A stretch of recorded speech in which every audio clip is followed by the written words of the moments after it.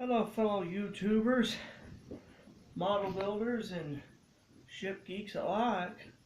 This is your old friend Commodore Urban, and this is my first video of 2017. And by the way, Happy New Year to you. And sorry about the late video and everything, but I've been really busy here lately, and before Christmas, and now I finally have some time to sit down and do a video. And I want to do a really awesome, epic model review for you. Before I do this model review, I want to tell you how I got a hold of this model. It actually was Christmas Day that I got this thing. And after everyone wrapped their presents stuff, when Mom pulls out this big giant box, it wasn't wrapped, it was just a shipping box. She said, "Here, this is for you. I'm sorry I didn't get a chance to wrap it, but I was like, that's fine." So I took, my handy dandy knife and I slit the box and stuff open and opened it up. And, well, what I saw made my jaw literally just drop. And because the reason why I say that is because this model here is considered to be one of the holy grails of ocean liner model kits. And after I show you, you'll understand why. When I opened that box up, this is what greeted me right here. This is what greeted me right here. A Mr. Hobby 1/350 scale, ready to assemble plastic model kit of the Royal Mail steamer Lusitania. Now, this is a humongous model. Humongous box. And if you see on the image of the box, you see the Lucy, as she was nicknamed, steaming off the Irish coast. And from looking at the picture, this has to be early 1907, just because, early career, because the addition of the additional lifeboats after the Titanic disaster has not happened.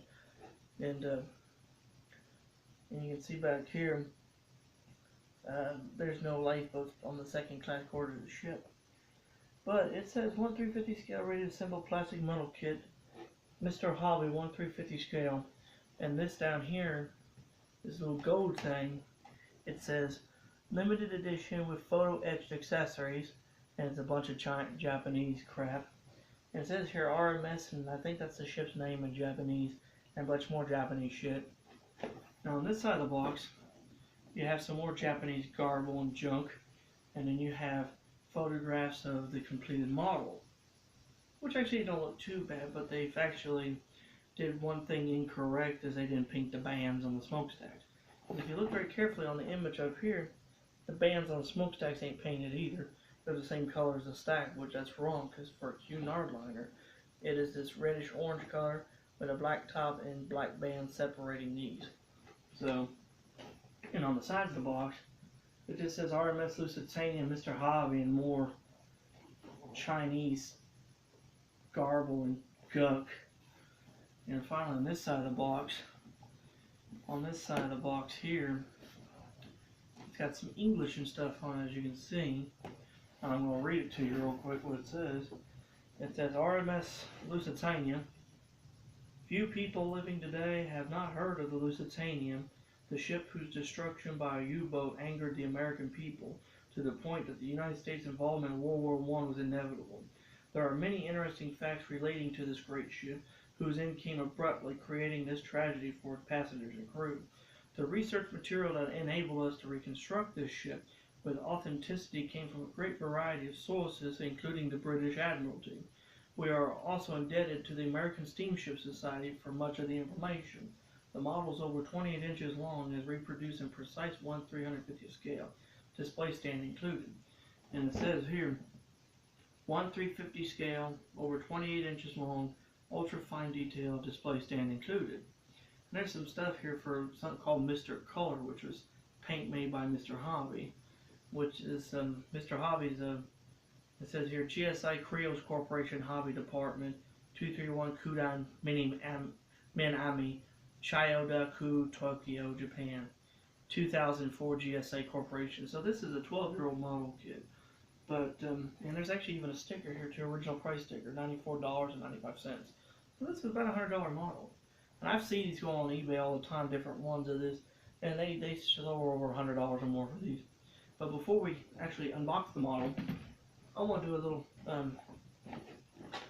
little history about this model kit. This is actually not the first time this model was produced. This is just a reboxing of the original 1970s era Intex model made by the Intex Corporation, and which was like 78 to 80. And after a few years they made it, then it was reboxed again later by a company known as Anmark Models, and they had it for a few years.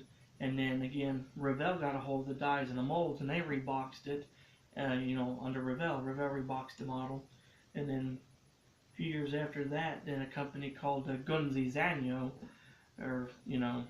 they bought the dies and molds and they reboxed it, and that's what this is. This is actually a Gunze Sangyo model, but they changed the name from Gunze Sangyo to Mr. Hobby, and this is the latest version of the model, and actually the last version of the model produced before it was completely discontinued altogether. So, yeah, that's kind of the interesting aspect of this model kit here. So, yeah. Well, this is what it looks like. And, well, looks like I'm running short of time. I'm actually going to have to do a part 2 on this to show you the model inside, because I'm starting to run short of time. If I do all that, it's going to run me over time.